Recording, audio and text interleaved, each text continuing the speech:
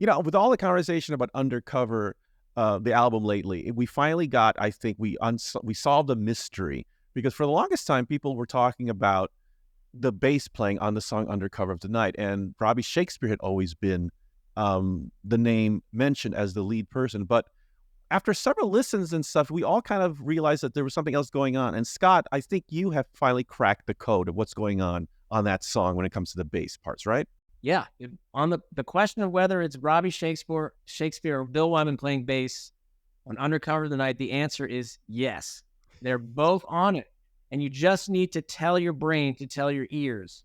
Because I never really thought about it too much until we started going back and forth on it. And I went and listened to the track, and just tell your ears to separate the slapping thing from the first bass you hear in the beginning when the track is opening before the vocals. Your ears will hear as soon as you'll never be able to unhear that it's two bass parts after you tell yourself and go back and listen to it. It's very clearly Bill doing the main riff that you hear in the beginning, and Robbie is overdubbing the slapped, or the time sounding more current and modern slap. Yeah, exactly. When Scott explained that to me, it made perfect sense. I could hear it. And just to give a shout out to someone else in the Stones community, a really knowledgeable Stones fan, Mathis Van Hedderen. So I reached out to him, and he had sussed that out too. So it makes perfect sense to hear it. It sounds seamless. I mean, they did a great job.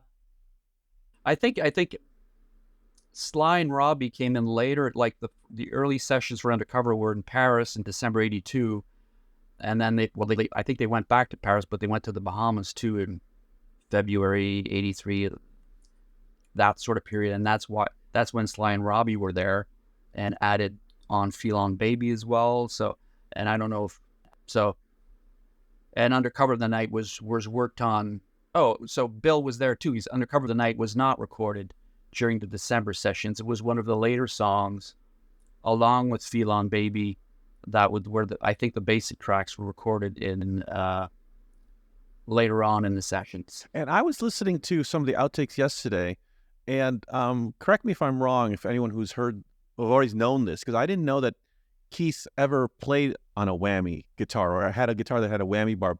But on "Tie You Up," that solo, that's him, right? That's him on the solo. That's him using a whammy bar. That's the only instance I'm aware of him ever touching a whammy bar. Wow. I mean, I'm sure he has, like, before, but it's the only time on record he's ever used it, I think. Wow, I was shocked. Yeah, are we absolutely sure? I mean, I believe that it is. Yeah. It wouldn't be like Ron Wood overdubbing a little whammy thing right there.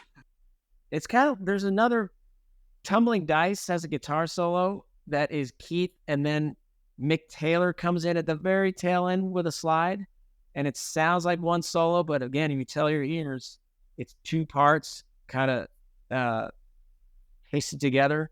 It's Keith and then Mick Taylor.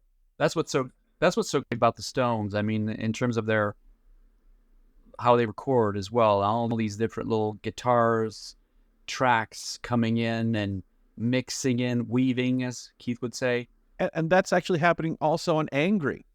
Keith's solo is ending with Ronnie's little lick that goes back into the song. Yeah. Because his Keith solo is a bit meandering, way very, Albert King kind of vibe. Yeah. And so it's obvious they needed some kind of topper to it. And Ronnie comes, whatever that little thing is, and then you back go and just. Yeah. They often, they would do that live more, but they do that on record too. I think the title track to Dirty Work does that too. It's mostly a Keith solo, and in the end, Ron comes in. If I'm not mistaken, or I mean, Keith has always prided himself on having, like, as he put it, like, there's 8 guitars on the track, but you would never know it.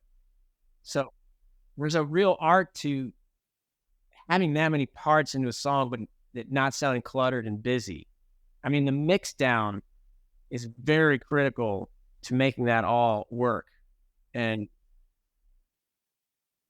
And the Stones are so, I mean, Mick and Keith, especially the Glimmer Twins, are so great. They're so great as producers in that way. It was in all, you know, since it's only rock and roll, they've been the main ones.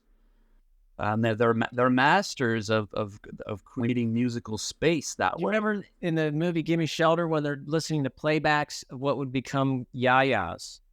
And he's telling some guy to get out of the way because he's standing in front of a speaker, I guess. And I mean, they're listening so intently. And the guy standing there was messing with Keith's, like, what he's hearing, the mojo. So there's just a tremendous.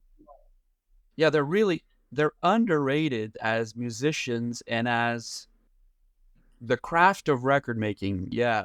If anybody's ever tried it, you know, it's excruciating. Excruciating. Mm-hmm. I feel like a lot of the later albums, if there was something missing, is that I missed that special mojo of all the hidden guitars. I feel like they don't have time, or they just don't want to, you know, be outdated to kind of repeat that same recipe. But I like where all those other albums, it felt like there was a lot going on. You didn't necessarily hear it, but you felt that there was other things going on, other voices. Oh, the bleed. Oh, yeah, especially the bleed. But all the guitars that are hidden, that all adds to this undercurrent of what is going on this track, which I feel they cleaned up a lot in the 90s and forward. Yep, it got digital, it got clean, separation, and rather than just those, Ian, you were talking about like the 25, 30-minute jam that got boiled down the best parts for 3 minutes. Right. But I can understand why they don't do that anymore, because that is, like I said, excruciating to sit through that. And Nick. Yeah, I remember a quote from Chris Kinsey talking about the song "Send It to Me" and how that was like, you know, 10 minutes or 15 minutes with all these verses, and then it's all the cutting in the editing room. And then when Steve Lillywhite came in for Dirty Work, that was one of his missions. Okay, let's not just do these jam forever and cut them after. Let's try to play the arrangement in Wrong. for a change. Wrong. Live, John LeBlanc. Wrong. Wow. Well, I'm glad we solved the mystery. We did it. Pretty good. Thank you guys for that. We're available for hire. Any other mysteries anybody else wants to solve?